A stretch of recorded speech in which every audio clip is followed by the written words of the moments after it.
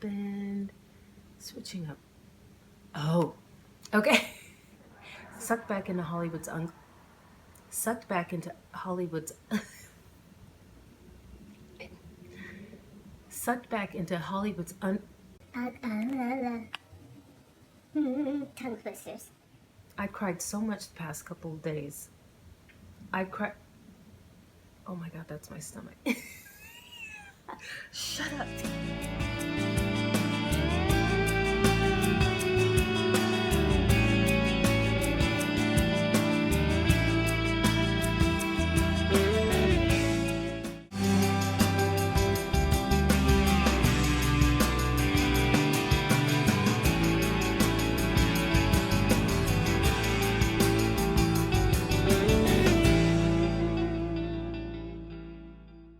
Hi, I'm Dina Haynes.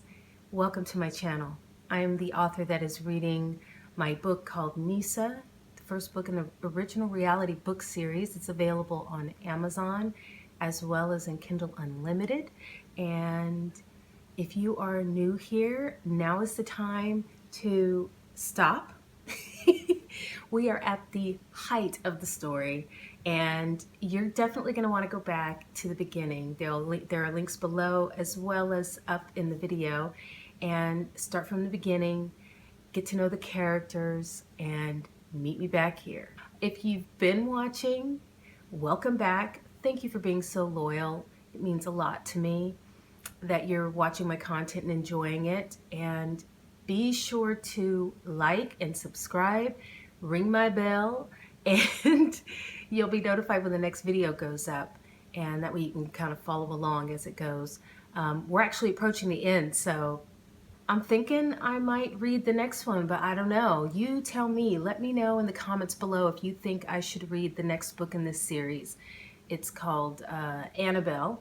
And I also have a paranormal series, but that's pretty dark. I don't know, but let me know if you think I should read my other books for you on my channel. And if I get enough votes, maybe I'll do it. Also, be sure to catch, I'm doing a new type of video that's on manifesting. I've been on a spiritual journey for a while now and been manifesting, and I have a new take on how to manifest. We're all living in dark times, and who doesn't want a new reality? Well, I'm here to give you some notes and some advice on how I manifest the author way. I will be sure to put a link to it below in the description. So for those newbies, now's the time to hit pause on the video. Be sure to like, subscribe, hit the bell icon, because I'm about to drop some spoilers in 3, 2, 1. So this is spoilers on chapter 34. Reuben finally finds out what Neesa's been going through, the ordeal she's been going through, and he rushes home to be by her side and gets blocked. I want to say cock blocked, but you know. Anyway, so now he's got to answer to the authorities and give his side of the story. But that's not the chapter we're about to go into. The chapter we're about to go into is chapter 35. It's going to be from Neesa's perspective, and I'm sure you want to get to it to see where she's at and what's going on in the story at this point. So let's get to it. Chapter 35, Neesa's perspective. 2 days later. I sat cross-legged on the banquette at Claire's dining table with Enola napping in my lap. It was the closest I'd come to relaxation since the ordeal, as relaxed as I could be in a home that wasn't my own, though I couldn't imagine feeling comfortable in my house ever again, not by myself. I had packed my laptop and a week's worth of clothes and settled in indefinitely. After the police wrapped up the crime scene, I would try to return, but in the back of my mind, I was already considering nearby hotels. I was scared. Knowing Jeff was behind bars didn't soothe my insecurities in the least. It still made no sense why I was the victim of a stalking crime so long after my acting career was over. Reporters had lined the streets outside my home, waiting for me to make an appearance. They'd done their research and linked me to my film and television career. Goodbye, anonymity. Nobody cared about a little-known real estate agent being taken hostage, but a former TV actress, one who had rejected mega fame only to have a nervous breakdown and switch careers, that was where the real headline was. My real estate partners were caught off guard by not having recognized me. I looked so different from the person I was back then, on purpose. All the awkward conversations I'd been avoiding for the past few years dumped into my lap overnight. To say I was dreading my return to the office would have been an understatement. Sucked back into Hollywood's ugly underbelly only to be spit out and fed to the wolves was more like it. And I wasn't allowed to complain because I'd chosen the actor's path once upon a time. As I logged out of my email, the home screen popped up, and I stumbled across another headline with my face plastered on it. If I didn't know any better, I'd have said my head caught fire. Seeing my image branded on such a high-profile crime burned as reporters spun the narrative further out of my control. They threw around phrases like, budding star couldn't cope, and cracked under the pressure, bringing up my past as though it had happened only yesterday. And the comedians took a whack at my heritage and the crime with distasteful statements like, too bad she couldn't talk her way out of the situation, making a play on the word tomahawk. After seeing that last quote, I made a point to keep away from the news and social media, lest I go online and tell everyone to go fuck themselves. I hadn't thought anything could be worse than being held hostage in my home, but the public's insensitivity and humiliation was an unexpected topper. They had turned me into a national disgrace. My view of the screen blurred from the tears I refused to let spill. If I started now, I knew I wouldn't stop. I'd cried so much the past couple of days that I swore to myself I wouldn't do it anymore. At night, tucked away in bed was fair game, but in the light of day, I wanted to show a strong front for dignity's sake, if nothing else. On a mental loop that kept circling back to Reuben, I wondered how much he'd known and if he could have warned me. He was no longer Ben to me. Who was Ben anyway, but just another construct he'd made up, a decoy I couldn't trust anymore. Sergeant Carter tried to downplay his lies to me, but he was on a fool's errand. My guard was back up as I tried to make sense of the people around me yet again. Claire reasoned that I should at least hear Reuben's side of the story, but that was just it. I was finished with people telling me stories. In the end, I always wound up the butt of some sick punchline. He's a good man, she'd said as I replayed the conversation for the umpteenth time. I said, really? How do you know for sure? Did someone give you an affidavit to vouch for him? I waited for her to answer. She said, don't be silly, Neesa. I said, or is it a hunch? Because I'm tired of guessing and being wrong. A good guy doesn't lie and put people's lives in danger. And why are you sticking up for him? She said, I'm not. I know how much you love him, and I know you don't have the best track record with men, but even good people make mistakes, which is what you'll be doing if you let him go so easily. I should know. There was a point when Calvin had threatened to leave Claire after one too many infidelities. I never thought he'd actually do it, but the ultimatum forced her to change her behavior. I said, you and Cal are different. You had years together before things got bad. Reuben and I were on shaky ground from the beginning. She said, all men are insecure little boys, and little boys lie. I said, little boys don't put their girlfriends in life or death situations. That takes effort. She said, maybe he didn't know it was that dire. He deserves to be heard out is all I'm saying. Cal, care to interject here? Cal said, first of all, we're not all insecure. And secondly, everybody lies. Just because he lied about this doesn't mean he lied about everything. Unless you think he faked his feelings for you, which I don't even think is possible after having met the guy. My 2 cents? You should hear his side of the story before you make a snap judgment that affects your life and your babies. Fucking men and their bro club. No matter how many times I ran the conversation through my head, Calvin's words still rang true. My hesitation was more about me. Reuben had proved to me yet again that I was a poor judge of character. I could have used my mom's insight, but outside of keeping her updated on my status, I wasn't ready to hear the truth obscured by one of her riddles. I really just wanted a few days of peace, time to sort my thoughts alone. I mean, if there was some divine intelligence downloading information to my mom about me that she had no business knowing, then it could CC me on a memo or however it worked. Sighing, I remembered something else Calvin had said. You think you can keep him away for 7 months while his baby is growing in your belly? Better to deal with it now. Ah, shut up, I thought to myself. Life was much simpler and much safer when I was single and unattached. A twitch started in my injured eye, which was much better since the throbbing pain had subsided. As I waited for the involuntary spasm to go away, I brushed my fingertips over Enola's fur while she slept. We were alive. We'd both had a gun pointed at us and survived to tell the tale. Well, I could tell it. Enola could run, jump, and skip her joy at being saved. I closed my eyes and whispered a prayer of thanks to my spirit guides for protecting us. Funny how those ethereal beings were more solid to me than anything living at the moment. I'd spoken more to them in the past few days than in my entire life. They eased my pain at night when I cried myself to sleep, and they gave me a reason to get up every morning when all I wanted to do was stay under the covers and disappear. All because I asked for their help. I resumed flipping through the screen of real estate listings on behalf of one of my clients. With a little of Claire's makeup magic, I planned to meet with him tomorrow for lunch. The doorbell startled me, and Enola barked herself out of sleep. I patted her with a shaky hand, my heart racing. Must be the groceries I ordered. She barked again, jumping to the floor. Just a minute, I called out. Hearing the tremble in my voice, I wondered how long it'd be before I could hear a loud noise without dying a little inside. Might be a while, since LA was known for having only one volume, loud. I rummaged through my purse for a tip before heading to the front room. When I peeked out the window beside the door, I saw a familiar face and cursed. Go away, Reuben. He mumbled, Reuben? Come on, Neesa, you can't ignore me forever. I want to see you, make sure you're okay.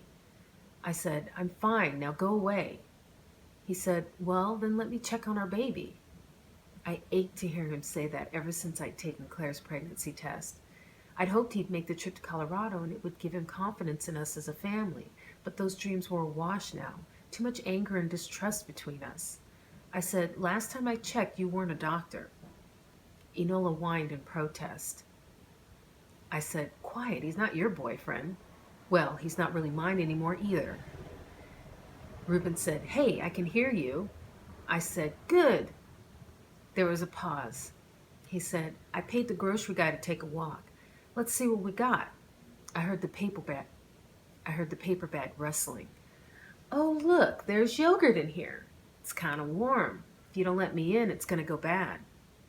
I crossed my arms and a barrage of curse words came to mind. Sneaky bastard. I picked Enola up and released the lock, opening the door.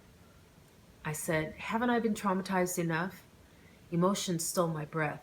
One look at him and I wanted to collapse in his arms. I needed him now more than ever because of what happened to me. I don't mean to interrupt your story, but it's time for some business. If you haven't already, please like the video, hit the subscribe button and the little bell icon, and let's get back to the story. He looked terrible standing there with dark circles under his eyes and too much 5 o'clock shadow on his chin. He deserved to suffer if he'd played a part in what Jeff put me through. He tried to smile and failed. With watery eyes, he said, I've been worried about you. I said, you're a liar and a cheat, just like my ex. I don't want to talk to you. His chest completely deflated on an exhale. You're right, I did lie. One big, ugly, stupid lie, which I will explain to you if you give me a chance. But I am nothing like your ex-boyfriend, and I damn sure never cheated. I said, you told me Jeff hired you for a job, but left out that the job was stalking me on his behalf, and you have pictures to prove it? He paused, his jaw muscles clenching. Yes, he hired me, but I didn't know he was stalking you. He hired me to investigate Annabelle to see if she was cheating on him. With you. So you were part of the investigation. I just didn't know it was all about you from the beginning. I broke the rules by approaching you. That was wrong. But if I hadn't done it, I never would have finished Jeff's case. And we never would have... I don't regret it. I'll never regret it. He swallowed back some emotion. Fuck, Neesa. I couldn't tell you I'd been investigating you after we began dating because, well, first of all, you and Annabelle are close. Telling you would have compromised your friendship with her. Then you met Jeff, only he said his name was David and made up some bullshit story to get you to go out with him.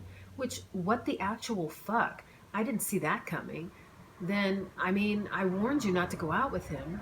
Please, Neesa, anything I kept from you, things were complicated. I had legal obligations not to discuss the case and moral obligations not to get you involved, but I understand I messed up.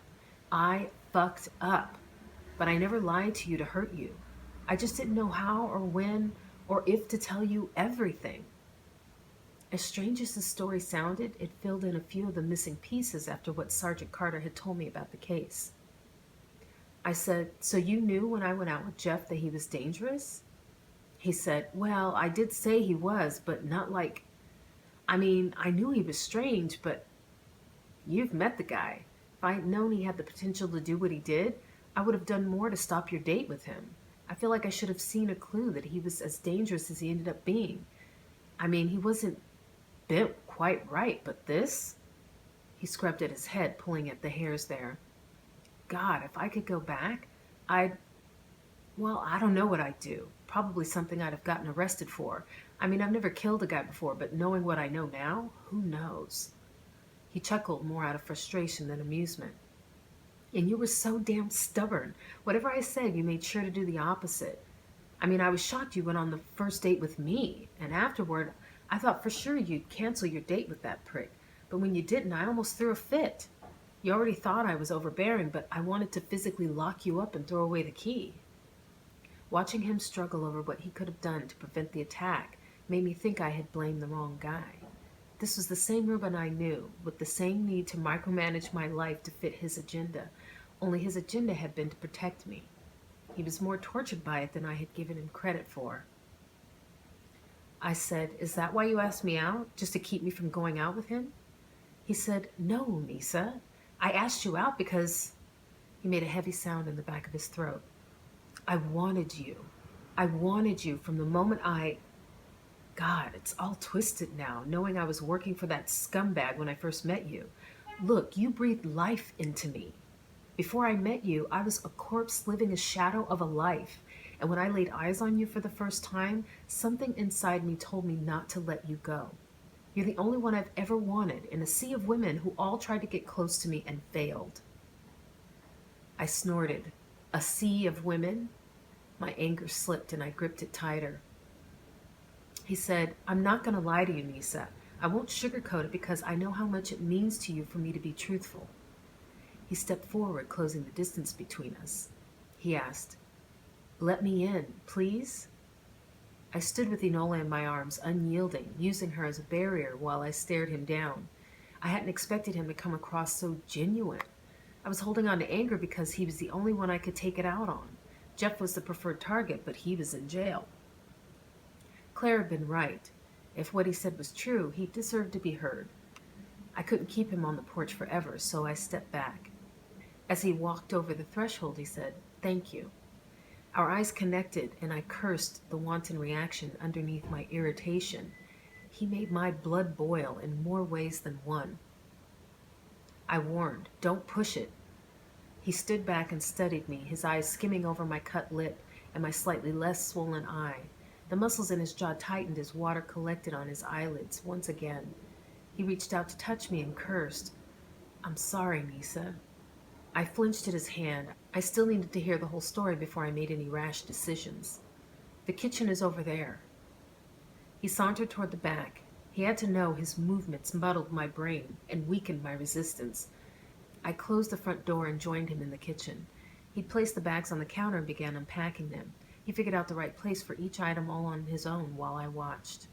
When he was finished, he leaned his back against the counter and had the decency to hang his head in guilt. He said, "I know you want to hear more, and I'm ready to pay the penance, so long as you give me a chance." I hunched my shoulders and squeezed Enola for support. Of course I wanted to hear him out. The way my heart automatically forgave him, I couldn't imagine loving anyone after Ben. If only I could forgive him as easily as Enola. When I put her down, she was so excited to see him that she jumped on his leg. He finally picked her up and subjected himself to the licking and squiggling. She clearly missed him, as if there weren't already enough pressure on me to take him back. He asked, "Have you eaten? Let me fix you something. Have a seat." Damn, I was hungry and tired of standing as I swayed on my feet. Truth be told, my hypoglycemia might have been what saved me from Jeff the psychopath. Reuben brought a chair in from the dining area and set it at the end of the counter, then pulled out a pan and the fixings for omelets. It was the one thing he knew how to cook. He said, "The police cleared me of any charges. I told them everything, even turned over my files. But because I breached the code of conduct and destroyed evidence, they suspended my PI license indefinitely." Shocked, I looked up and said, "What evidence?" He said, "The pictures. They weren't all pervy, and the ones that were, your modesty was still intact. I would never let anyone see them, so I burned them." I said, "And you lost your job because of it?" He said, "I mean, hopefully it's only temporary, but I doubt it." He faced me all of a sudden. "I will protect you at all costs. I won't let us be separated ever again, if you'll have me back." I swallowed hard and studied my hands. It meant the world to me that he would make such a promise. He focused back on the food and his confession. Carter told me not to mention the pictures if I wasn't going to turn them in. He said that no one needed to know, but I confessed everything. Lying got you into this mess. I'm not going to make that mistake again. But I couldn't give them those pictures, not one of you topless from behind. They'd file them as evidence for anyone to see. Destroying evidence is pretty serious, but Carter pulled a few important strings. "Look, I know it's unorthodox the way we met. Trust me, I had no idea I'd go to those lengths to meet you that night at Q's. In the PI world, that's a big no-no. But love makes you do strange things." I said, "You expect me to believe you were in love with me from the beginning? Come on, don't insult me." He said, "I know I'm no expert at love, but how else do you explain what I did, putting everything at risk? Hindsight is 20/20. He faced the stove again and turned it on. Life as he knew it was over. My heart ached for him. No one had ever sacrificed like that for me before. The muscles in his arm flexed as he whisked the eggs and continued his story. "I was confused at first why Jeff had me investigate you instead of his wife, especially when it became clear the whole lesbian affair thing was a ruse." I said, "That's why you thought I was a lesbian before?" He said, "Yeah." He glanced over his shoulder. Regret had extinguished the life from his eyes that were once confident and piercing. He continued, "Added to the list of things I'm sorry for." He focused back on the eggs and continued, "I never trusted him, but I couldn't put my finger on why exactly. He's a textbook wolf in sheep's clothing. I wanted to get to the truth of his case, which I did. But after our date, I also wanted to protect you. I followed him to the little door and then to his home afterward to see how he'd react to the silent threat of my presence, to make sure his interest in you was finally done. I thought he got the message. I've gone over it 1,000 times in my head trying to figure out if I missed anything. The tension in his shoulders let me know he was torturing himself. A part of me was glad to see proof that he felt guilt and remorse. It was clear he accepted some responsibility for what happened and wanted to make amends. He said, "Whatever developed between us was real, Neesa. My love for you and yours for me is real. Don't ever doubt that. The case was just the unfortunate circumstance that brought us together." After plating the first omelet, he began the next one. He asked, "Did he tell you why he did it?" He watched me as I wrapped my hands tighter around my waist, images from the morning of the attack replaying before my eyes. Examining Jeff's loose reasoning made me ill and ashamed, as if it were my fault he took an interest in me. I shivered and said, "He was crazy. He had some demented fantasy in his head about us being together.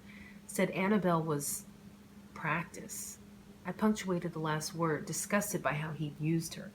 Was she aware? I asked, "Have they interviewed her yet?" He said, "Annabelle? She had no clue about him. You haven't talked to her?"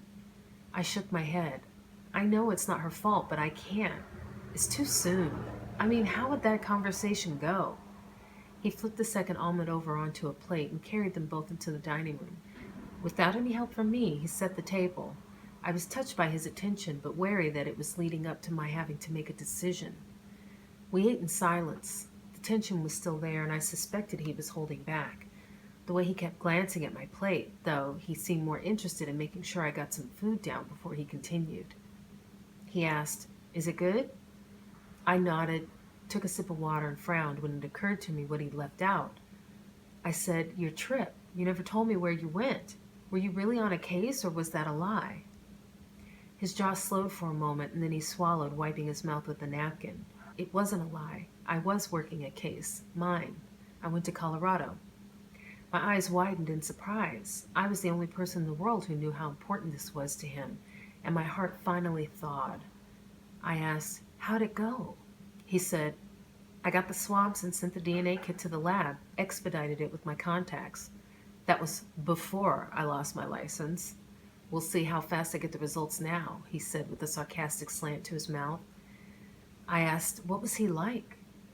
He finished his omelet and sat back, wiping his mouth and downing the rest of his orange juice. "They were nice." I said, "They? You met his wife too?" He said, "She's African American." I raised my brows and smiled. A smirk crept over his features, the first time the cloud had lifted since he came through the door. He said, "Yeah, they were really nice, but I don't want to jump the gun or anything." I winced. He said, "Ooh, bad choice of words."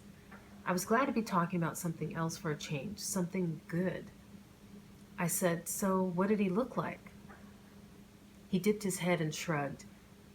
There were some similarities, maybe. I don't know. With confidence, I said, "No, you know." A tear escaped and I swiped at it. "I wish I had been there with you." His expression darkened. "I do too. I was a dick. I regretted not telling you almost immediately. And now I can't help but think if I'd been up front with you and brought you along, Jeff never would have."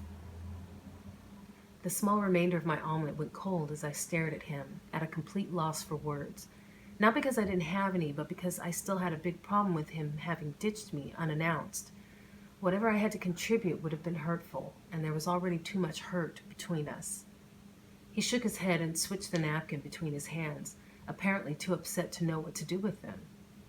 He said, "It's all I've been able to think about since I got on the plane in Boulder to come back. It was my job to protect you." A beat of silence passed, and I changed the subject. "You're unemployed now. How are you going to pay your mortgage?" He stared at me with an incredulous look. I asked, "What?" He said, "You've been through an insane ordeal, and you're concerned about how I'm going to pay my mortgage?" I said, "Believe me, as much as I tried, my feelings for you didn't change overnight." The corner of his mouth twitched with the beginnings of a smile. I added, "But I'm working on it." He said, "Oh, as long as you're working on it." He nodded. "Well, to answer your question, I still have a little money left over from my last cases. I was planning on buying you a ring with some of the money, but I'm sure that's out the window now." I said, "Excuse me, a what?" He said, "You heard me." Why did it make me so happy to hear that? It was too soon to smile about, though. I asked, "When did you decide that?" He leaned his head back and said, "Wow, way back before you told me we were pregnant." He said "we." While I tried not to let his words affect me, I said, "The baby's fine, by the way." He said, "I know. I checked in with the hospital the moment I heard you were hurt." I raised my eyebrows and then nodded, overcome with emotion. "Oh." I shook my head, air rushing out of my lungs. "You said we." Now it was his time to nod. I did. A sob ripped from me, and I buried my face in my hands. The bench seat creaked and lifted as he sat down next to me. I put a hand up to hold him away. "No." He said, "Babe, please." I pushed back the grief enough to say, "I was so mad at you. How could you leave me like that?" I tried scooting out the other side of the banquette when his hands grabbed me by the waist and pulled me into his lap. I didn't fight. I couldn't. He was much stronger than I was. Instead, I curled into a fetal position and wept. He said, "I'm sorry, baby doll. I'm sorry I didn't protect you." His voice broke under the strain of keeping his emotions locked inside. "Please forgive me. Please. Please." We both sat there and cried for a long while. I knew from experience how determined Reuben was. He was nothing if not persistent. and he wasn't going to stop loving me because I wasn't ready to trust him yet, which made me love him more. He said, "It's okay, baby doll, I'm here. I'm not leaving you, ever." He rocked me, holding me so tight there was no way I would fall apart. Enola climbed on the bench next to me and pawed my leg for attention. I grabbed a napkin to wipe my face, then lifted my arm, allowing her to crawl underneath it into my lap. She tongued my cheek and nose, my sweet and precious Nola. It was easy to forget she'd had a gun pointed at her, too. He said, "I will prove that you can trust me again. From here on out, I won't let anything bad happen to you or our baby. I promise you will be able to cash $1 million check on my word alone by the time I'm done proving myself to you." Okay, that's the end of chapter 35. Tell me what you think. Drop a comment below. Be sure to share the video, like it, subscribe, hit the bell icon, and I'll see you next time when we do chapter 36. It's almost the end, guys.